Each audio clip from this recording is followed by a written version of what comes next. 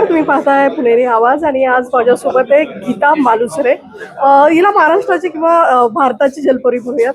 अगदी वयाच्या खूप कमी वयामध्ये तिने जलतरणाला सुरुवात केली आणि आता तिचा विक्रम म्हणजे तिने इंग्लिश खाडी पार केली आहे। अगदी थंड पाणी म्हणजे म्हणूयात त्याला की चिल्ड वॉटरमध्ये 14 तास तिने हे स्विम कंप्लीट केलेलं आहे। आणि गीता याविषयी आपल्याला माहिती सांगणार आहे। गीता, तुझं खूप खूप स्वागत आहे आमच्या चॅनलमध्ये। काय सांगशील, कसं वाटतंय? मला खूप छान वाटतंय। म्हणजे मी 8 वर्षाची होते तेव्हापासून हे स्वप्न पाहिलं होतं, आता ते आज पूर्ण झालंय। सो मला खूपच छान वाटतंय। गीता, काय काय चॅलेंजेस होते इंग्लिश खाडी पार करण्याचे? इंग्लिश खाडीला मेन चॅलेंज म्हणजे थंड पाणी होतं। अगदीच म्हणजे 14-15 डिग्रीमध्ये मला पोहायचं होतं। सो तो एक मेन कन्सर्न होता। त्याचबरोबर वेदर कंडिशन ती तिथे खूप अनप्रेडिक्टेबल आहे की म्हणजे कधीही पाऊस पडतो, जोराचा वारा असतो। सो हे सगळे मेन चॅलेंजेस होते। तुझ्या हातावरती काही सर्जरी झाल्या, हे सगळं बघून तू हे परत कंप्लीट केलंय चॅलेंज। काय सांगशील, काय काय झालंय? मी 2022 साली जेव्हा स्विमिंग करत होते समुद्रामध्ये, त्यावेळेला मला जेलीफिश स्टिंग झाला होता। त्यामुळे माझ्या हातावर टोटल 11 सर्जरीज झाल्या आहेत। ते म्हणजे सर्जरीचा हात घेऊन पोहणं ॲक्च्युली माझ्यासाठी खूप डिफिकल्ट होतं। म्हणजे मी प्रॅक्टिस करताना माझ्या हातातनं सतत रक्त येणं आणि जास्त प्रॅक्टिस केल्यावर हात सुजणं, अशा बऱ्याच चॅलेंजेसला मी फेस केलं। पण माझं फायनल डेस्टिनेशन होतं की मला हे करायचं आहे आणि मला यापुढेही अजून बऱ्याच गोष्टी करायच्या आहेत। सो असा इतका काही म्हणजे माझं जर ध्येय एक पूर्णपणे माझ्या मनाशी पक्क होतं। सो त्याच्यामुळे हे सगळे प्रॉब्लेम्स असे मला छोटे वाटत होते। काय भीती वाटलेली ऍक्च्युअल पाण्यामध्ये जेव्हा आपण जातो तिथलं वेदर वेगळं आहे, भारतापेक्षा थंड पाणी आहे आणि मग तू त्यात सलग 14 तास पोहत होती, काय भीती होती, कसं होतं?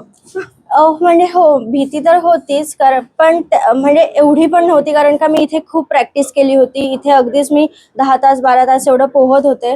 सो माझी प्रॅक्टिस कंप्लीट झाली होती। भीती तिथे थंड पाणी आणि जेलीफिश तिथे असतात, सो जेलीफिशची होती।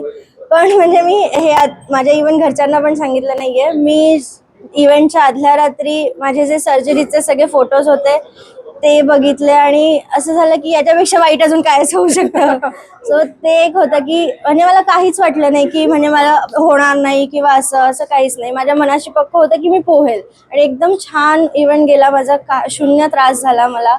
म्हणजे त्रास होत होता, असं नव्हता की होत नव्हता, पण मी जेवढा विचार केला होता त्यापेक्षा खूप कमी झाला। सो तेवढं मी बेअर करू शकते त्रास। सो एखाद्या ॲथलीटसाठी मेंटली प्रिपरेशन कुठल्याही गोष्टीचं खूप महत्त्वाचं असतं, कारण त्यांना मानसिकरित्या एखादी गोष्ट अगोदरच अचीव केलेली असते।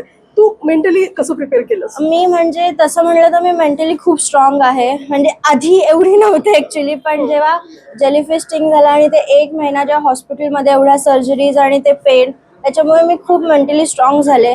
आणि जेव्हा माझ्या मनाशी एकदम पक्क होतं की मला हा करायचं आहे, म्हणजे मी हे स्वप्न जर 8 वर्षापासून बघतीये तर मी हे मध्येच सोडू नव्हते शकत। सो जेव्हा माझ्या मनाशी एकदम पक्क होतं तेव्हा मला बाकी काहीच चॅलेंजेस असे आले नाहीत की म्हणजे मी एकदम फिक्स होतं माझ्यावर। घरच्यांकडनं कसा सपोर्ट मिळाला तुला? घरच्यांकडनं सपोर्ट म्हणजे मेन गोष्ट तर फायनान्शियली असते। हो, ते माझ्या बाबांनी केलं। त्याचबरोबर थोडंसं चंद्रकांत दादा पाटील त्यांनी मदत केली। आमचे मुळशीचे आमदार जे आहेत शंकर मांडेकर, त्यांनी हेल्प केली। त्याचबरोबर अनिल पवार आहेत, त्यांनी मदत केली।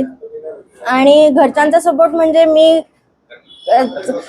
खूपच चांगला होता त्यांचा। म्हणजे प्रत्येक गोष्टीला माझ्या ते सपोर्ट करतात, लाईक त्यांच्यामुळेच मी इथपर्यंत आहे। सो स्विमिंग मध्ये जे येऊ पाहतात नवीन असे जे खेळाडू असतील, ॲथलीट्स असतील, यांना काय सांगशील तू? स्विमिंग हा खूप छान स्पोर्ट्स आहे। म्हणजे तुम्ही अगदीच पार्टिसिपेट करू शकता बाकीच्या स्पोर्ट्स सकट। स्विमिंग हे एक सर्वायवल स्किल आहे, तो तुम्ही डेफिनेटली ते शिकलं पाहिजे आणि त्याच्यानंतर तुम्ही त्याच्यात म्हणजे फ्युचर पण बघू शकता, कारण का आत्ता स्विमिंगसाठी इव्हन स्पोर्ट्ससाठीच आपल्या इंडियासाठी खूप छान फ्युचर आहे। सो तुम्ही त्याच्यात पार्टिसिपेट करून तुमचं स्वतःचं व देशाचं नाव, दोघांचंही नाव मोठं करू शकता। सो काय काय आता पुढचे काय तुझे टार्गेट आहेत, काय कुठल्या खाडीच पार करणार आहेस? आता मी सप्टेंबरमध्ये कॅटल इंडिया चॅनलसाठी चालली आहे आणि त्याचबरोबर 20 ब्रिजेस म्हणजे मॅनहॅटनमध्ये तो इव्हेंट होतो अराउंड द आयलंड। सो हे असे 2 इव्हेंट आता तरी प्लॅन आहेत आणि हे झाल्यावर त्याच्या पुढे अजून बरेच मी विचार करते आहे। सो ते पण होईल। गुड। सो गीता, तुझ्या पुढच्या अचिव्हमेंटसाठी किंवा पुढच्या चॅलेंजेससाठी आमच्या चॅनलकडनं खूप खूप शुभेच्छा। आणि ही होती गीता, भारताची जलतरुण जलपरी असं तिला म्हणतात आणि तिने अगदी खूप कमी वयापासून पोहण्याला सुरुवात केली आणि आता इंग्लिश खाडी पार केलेली आहे। सो गीता, खूप खूप शुभेच्छा आणि धन्यवाद। असेच वेगळे व्हिडिओ पाहण्यासाठी तुम्ही आमच्या चॅनलला लाईक करा, सबस्क्राईब करायला विसरू नका। धन्यवाद।